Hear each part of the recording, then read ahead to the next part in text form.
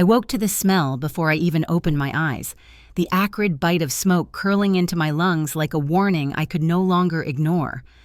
The world outside my window was gone. Or maybe it had never been there at all.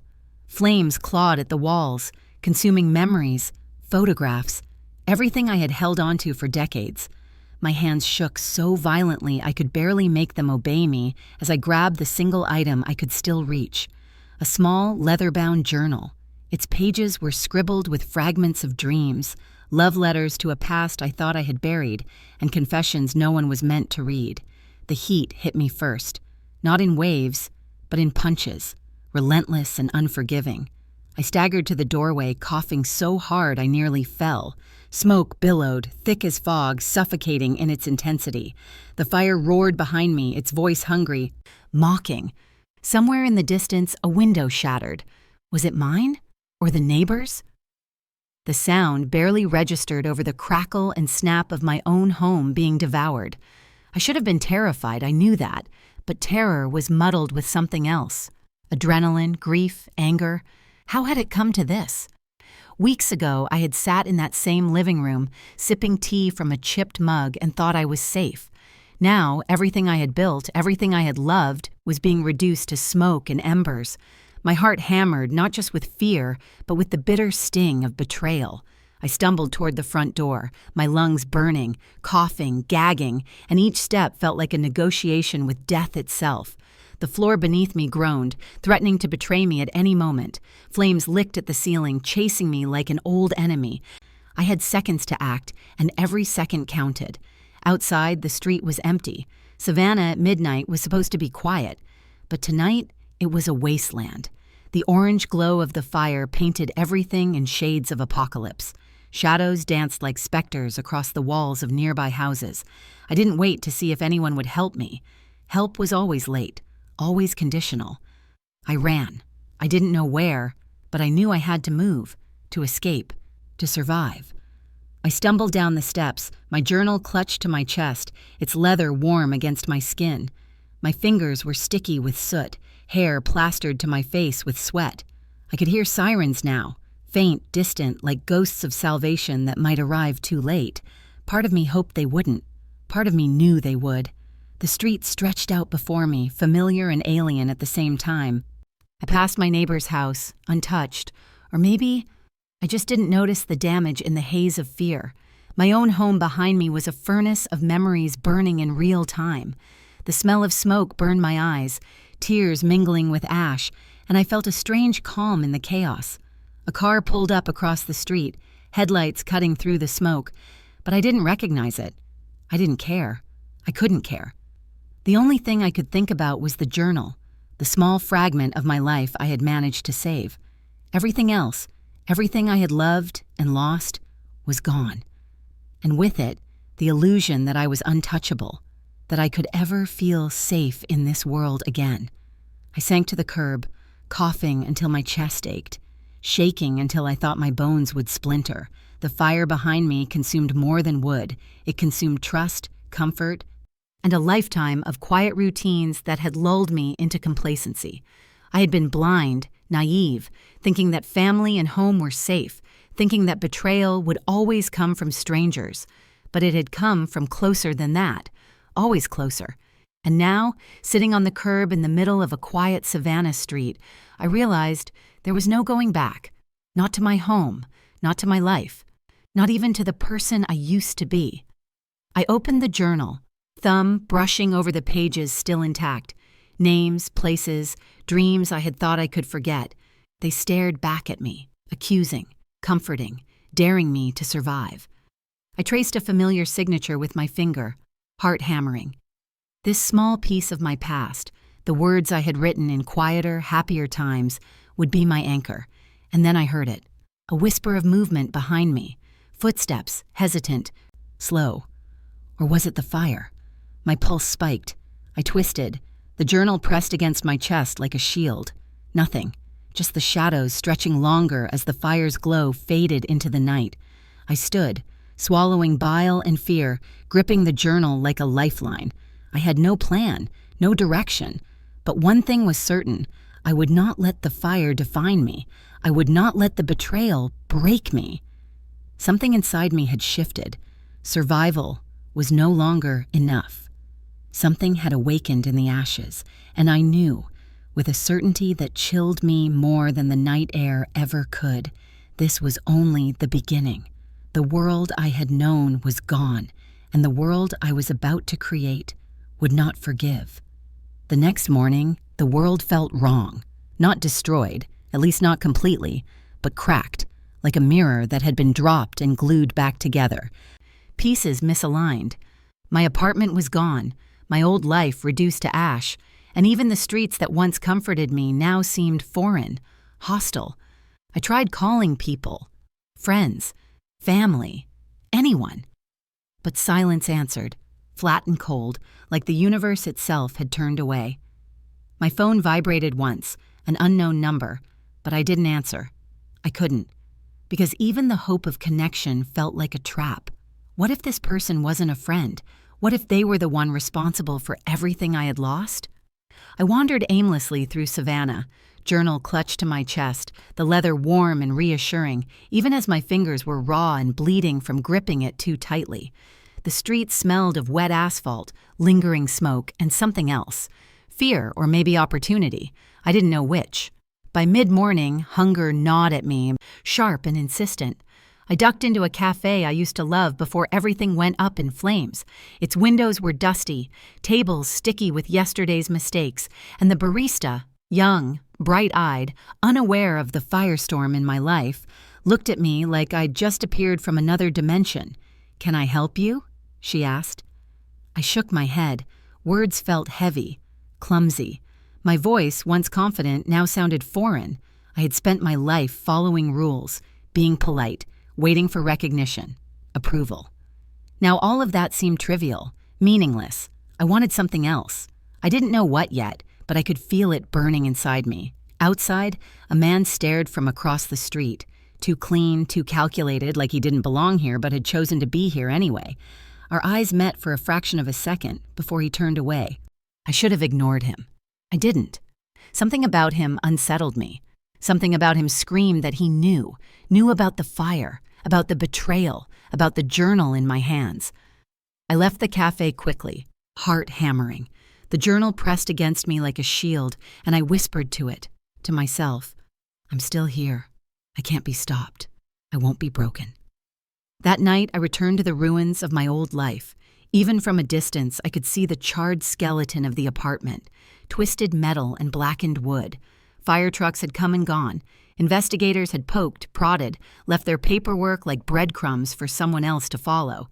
I crouched behind a fence, shivering, not from cold, but from rage.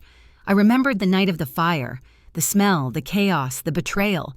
I remembered hands I thought were mine to trust, reaching for something else while I slept, or pretended to. Someone had wanted me gone, wanted to erase my life. And for what? Money, revenge, or just power?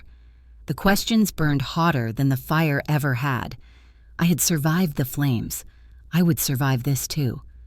But survival alone was no longer enough. Not anymore.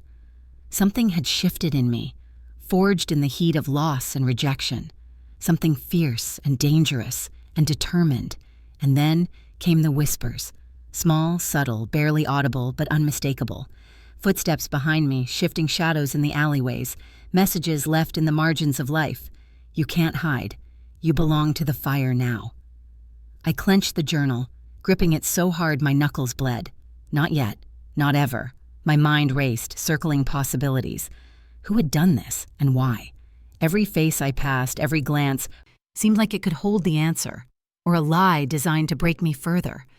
Weeks passed in a blur.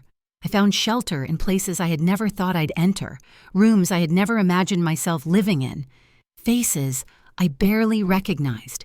And everywhere I went, the fire followed, not as flames, but as memory, as shadow, as reminder of my vulnerability. But with it came clarity. With each rejection, each empty phone call, each door slammed in my face, I began to understand something crucial. I was no longer asking for permission. I was no longer waiting for rescue. I was learning to become the storm, not just endure it. Then came the first clue. A note slipped under the door of a dingy motel room I had rented. Just a scrap of paper, no signature. "You think you survived the fire? You have no idea what's coming." A laugh escaped me, bitter, ragged. "I've survived worse," I whispered, tracing the jagged handwriting with a trembling finger. "I've survived betrayal. I've survived flames. I will survive you." And I knew in that instant that this was no longer about rebuilding my life. It was about taking it back, about finding the ones who had set the fire in the first place, whoever they were, and making them understand that I would not be silenced, not by fear, not by smoke, not by lies. The rejection, the loss, the fire, it had all been a test, and I had passed. But what I would do next, well, that was the question that kept me awake at night, heart pounding, eyes scanning every shadow, every corner, every reflection. I was alone. I was burned. I was betrayed. But I was not finished. And when I found them, the ones who had made me feel powerless, I would show them exactly what it meant to survive. The morning after the note, I couldn't sleep. Not for the first time, I realized how much fear could sharpen the mind. It cut through the fog of exhaustion, of grief, of self-doubt. Fear had become a tool, a weapon I wielded as carefully as any knife. I paced the tiny motel room, tracing invisible lines along the cracked walls, listening to the hum of the air conditioner. Outside, the city moved like nothing had changed, like life had gone on without me.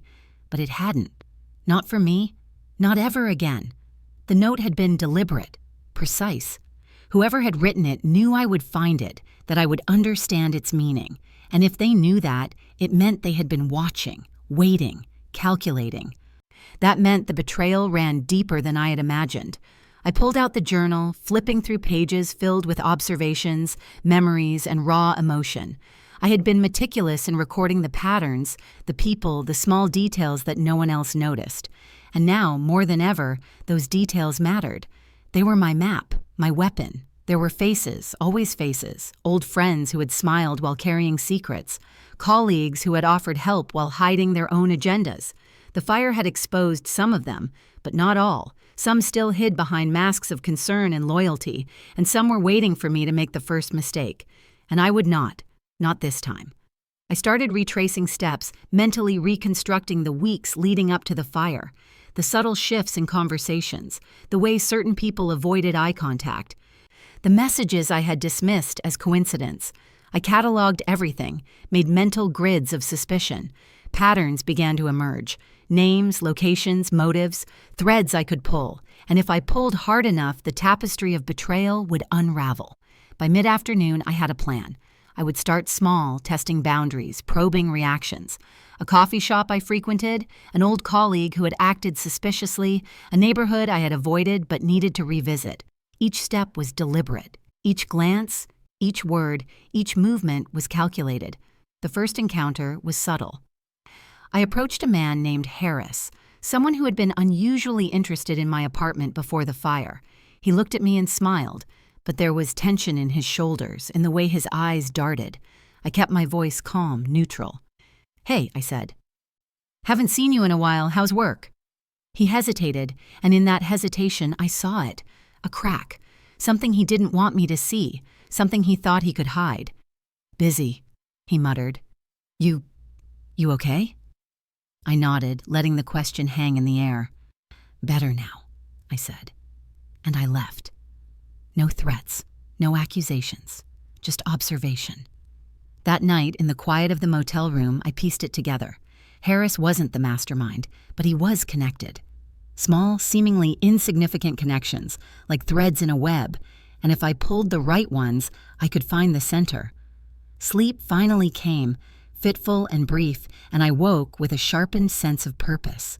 The fire had been my wake-up call. Betrayal had been my teacher. And now, with each revelation, I could feel the edges of my old self, timid, obedient, cautious, peeling away. I was evolving, becoming someone new. The next days were a blur of reconnaissance. I watched, I listened, I learned, I documented.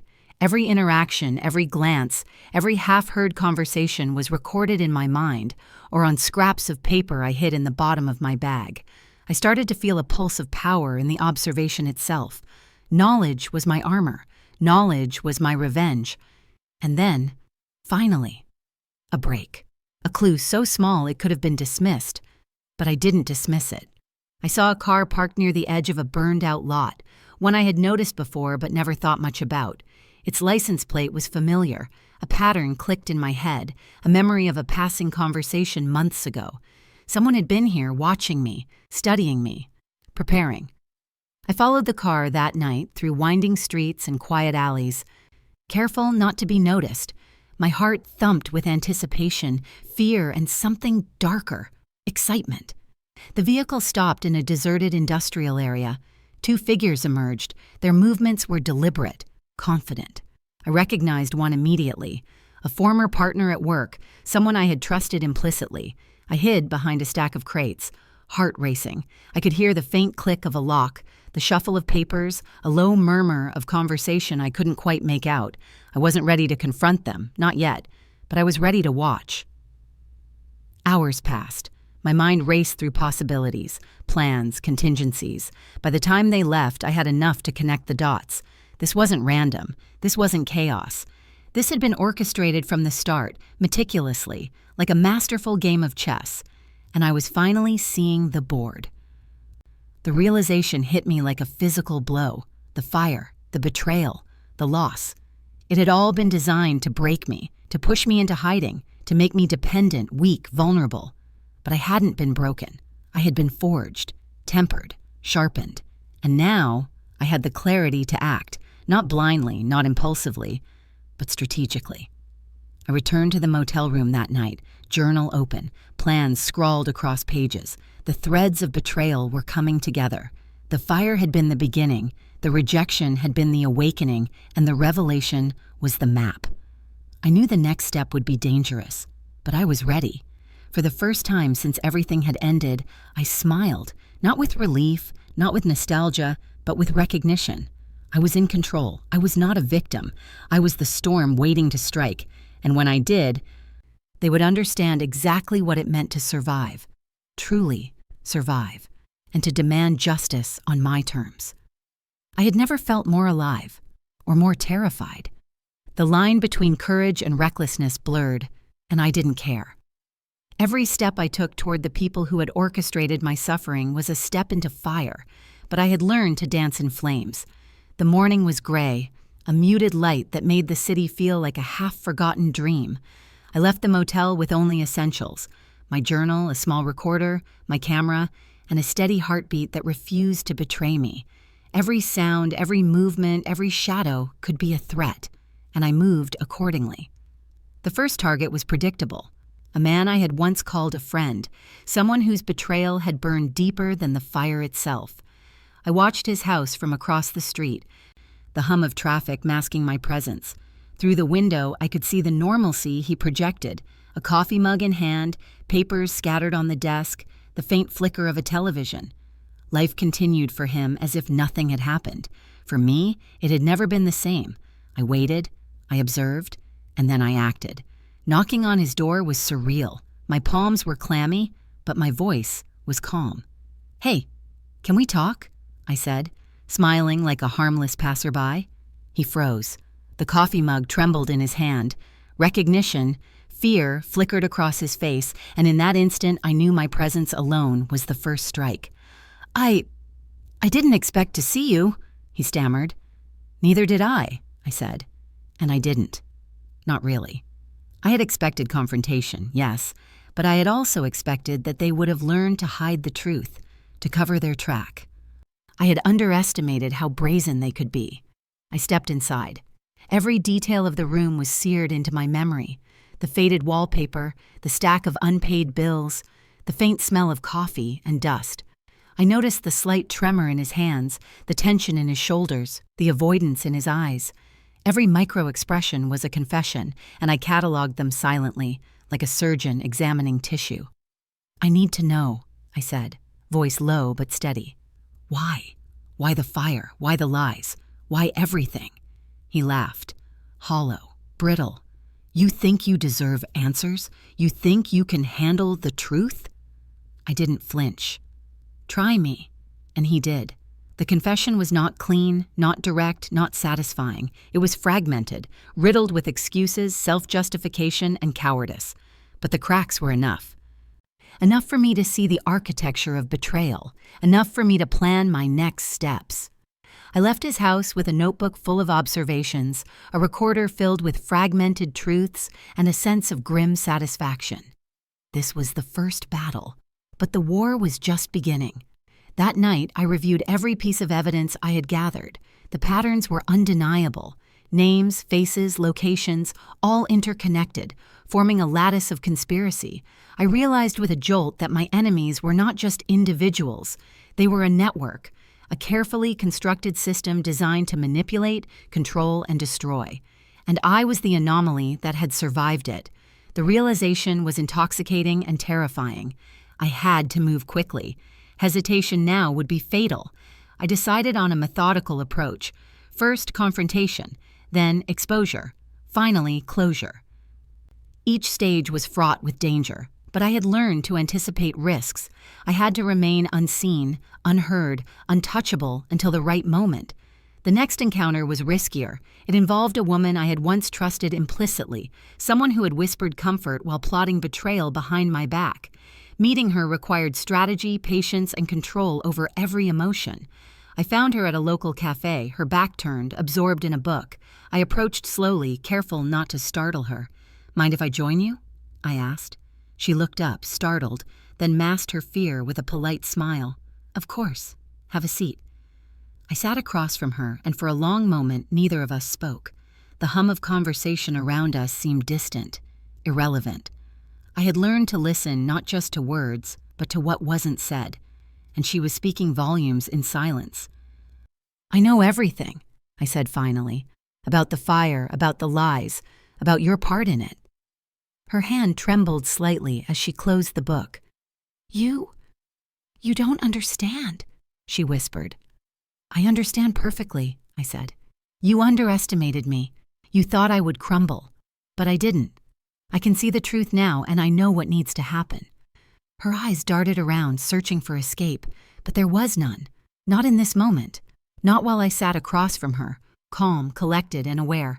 We spoke in riddles, half-truths, and veiled threats. Every word she said, every hesitation, confirmed what I already suspected. She had been a linchpin in the conspiracy, a connector, a manipulator. And now, she was mine to confront. By the time I left the cafe, I had mapped the next moves. My enemies were numerous, but their arrogance was their weakness. They believed they were untouchable. They had forgotten that the one they had wronged was still alive, still calculating, and ready to reclaim control. That night, I reviewed the journal again. Each page, each note, each memory was a weapon. I realized that my journey was no longer about survival. It was about reclamation, of dignity, of justice, of self-worth. I was no longer the frightened person who had watched her life burn away. I was the storm, gathering strength and ready to strike. And yet, there was a sense of foreboding. Each confrontation brought risk. Each revelation carried consequences. I knew the path ahead was dangerous. One wrong step, one miscalculation, and everything could unravel. But I also knew this. The fire had been only the beginning. Betrayal had been the catalyst. Now, the reckoning was mine to deliver. The night was thick, almost tangible, as I navigated the alleyways and back streets. My mind was a storm of strategy, memory, and raw emotion. Every step I took toward exposing them was a step closer to closure, and a step deeper into danger. I could feel it in my bones. This part of the journey would not be subtle. The first target of the night wasn't a person, but a system, a network of lies, carefully constructed and meticulously maintained. Files, emails, contacts, transactions, all evidence of manipulation and deceit. I had spent days gathering them, piecing together a digital mosaic of betrayal. Tonight, I would act. Breaking into the office was easier than I anticipated. Security was complacent. Arrogance had made them careless. I slipped past the cameras, the locks, and the hushed hum of machines, moving like a shadow. Every file I accessed, every folder I copied onto my drive, was another nail in their coffin.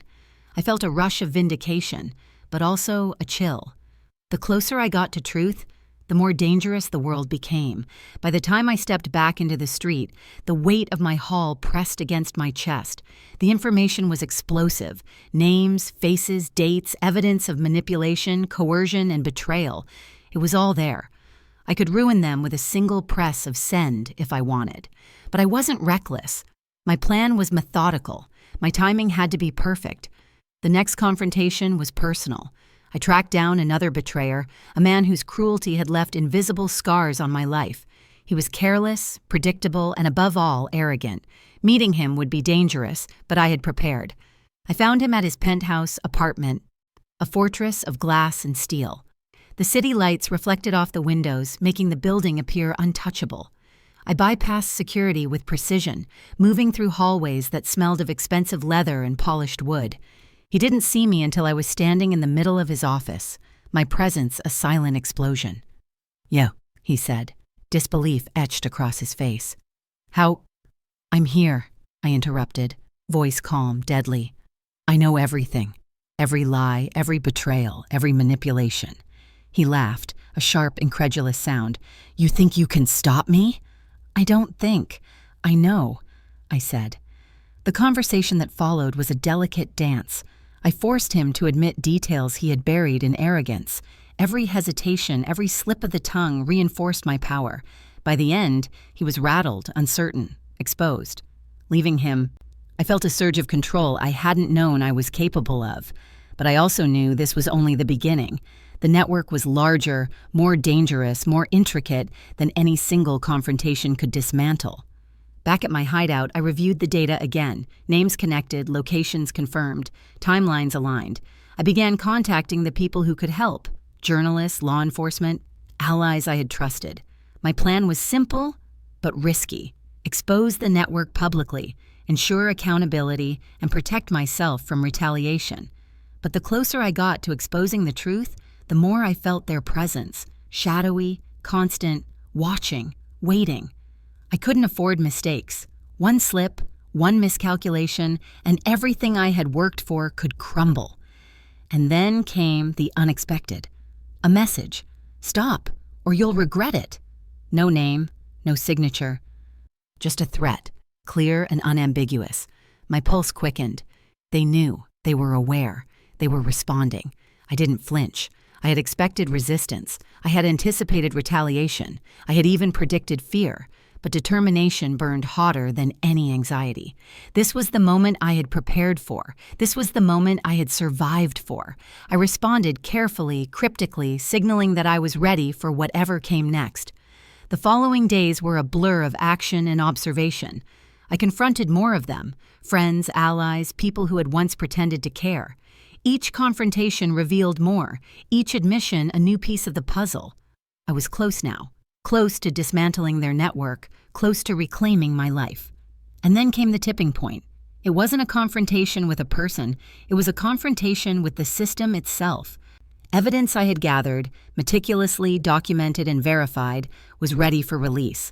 I uploaded files, sent messages, contacted journalists, ensured that every piece of truth would reach the public. The fallout was immediate. Panic, confusion, exposure. The arrogant, untouchable people who had orchestrated so much suffering were now on the defensive. They were scrambling, reacting, trying to contain the damage. But it was too late. The truth was out. And in that chaos, I finally felt a sense of release. Not complete relief. There was still danger, still uncertainty. But a sense that I had reclaimed my power. I had forced the betrayers to face consequences. I had transformed my pain into action. Yet even as the network crumbled, I knew the story wasn't over. There were still threads to tie, still loose ends, and still personal reckonings to complete. Revenge had been effective, but justice required more. I had changed. The frightened, broken version of myself was gone. In its place stood someone sharper, wiser, and unyielding. Someone who had survived fire, betrayal, and chaos and emerged stronger. And as I looked out over the city from my vantage point, the night lights glimmering like scattered jewels, I realized that survival had been only the beginning. The true victory was transformation.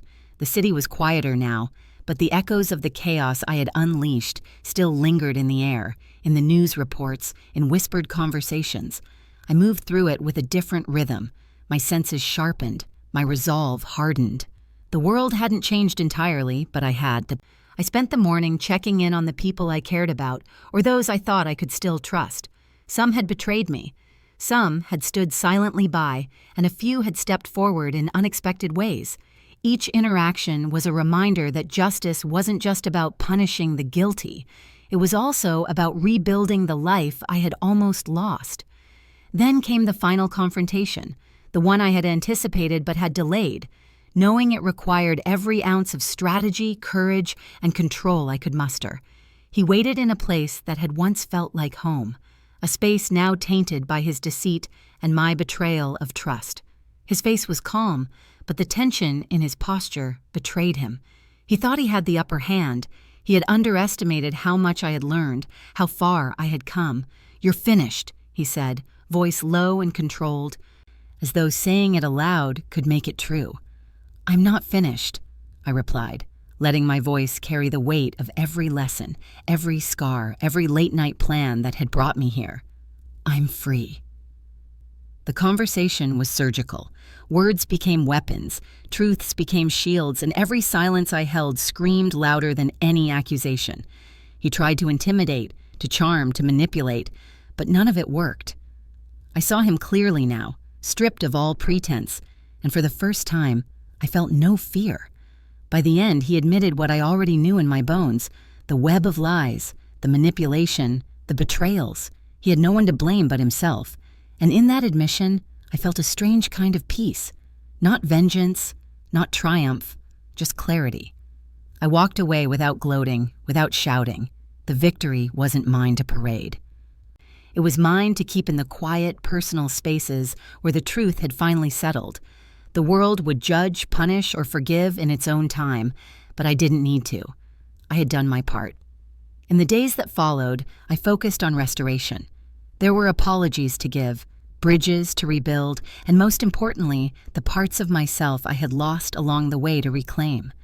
I wrote letters I never sent, I revisited places I had avoided, and I allowed myself to feel, not fear, not anger, but relief, sorrow, and even joy. I reconnected with friends who had proven loyal, those whose presence reminded me that life wasn't only betrayal and revenge. Together, we celebrated small victories. A smile returned, a tear shared, a moment of laughter that felt almost foreign after so much tension. And yet, even in restoration, there were lessons that would not leave me. I had learned the depth of human deception, the fragility of trust, and the power of resilience. I had seen how darkness could exist in the familiar, in the faces of those we thought we knew. But I had also discovered strength within myself I had never imagined. The final act of the story wasn't a confrontation or an exposure. It was a quiet assertion of self. I stood before the mirror one evening, no makeup to hide my scars, no costume to shield my vulnerabilities. I met my own gaze and saw someone transformed, someone who had survived, learned, and grown. Someone who could finally embrace her own worth without apology. There was still danger, of course. There would always be shadows, people who sought to harm, systems that encouraged corruption. But I had discovered something more important than safety, the knowledge that I could face any challenge and emerge stronger. That realization alone was freedom. The city lights reflected in my eyes as I stepped outside. The air was crisp, carrying the scent of possibility. I walked through the streets with no agenda, no vendetta, no burden except the lessons I had earned. Every step was mine, deliberate and unshakable. I knew I would never forget the chaos, the betrayals, or the fear. But I also knew I would never again allow them to define me. I had reclaimed my story, my voice, and my power. And in that reclamation, I finally understood the true meaning of justice. Not revenge for its own sake, but the triumph of self, the restoration of balance, and the courage to move forward unbroken. For the first time in a long time, I smiled. Not because the world was perfect, not because the guilty had all been punished, but because I had survived. I had learned. and I had transformed. The night stretched ahead, full of quiet promise, and I stepped into it with an unshakable certainty. I was no longer a victim. I was a survivor. I was whole. And this time, the story was mine to tell.